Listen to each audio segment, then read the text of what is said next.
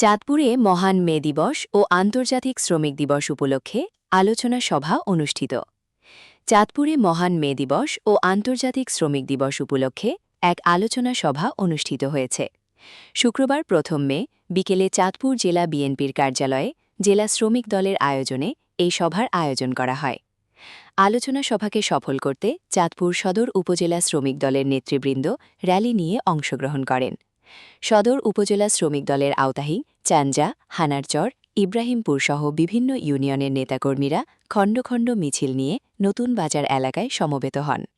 পরে সেখান থেকে একটি র্যালি বের করে দলীয় কার্যালয়ে গিয়ে আলোচনা সভায় যোগ দেন।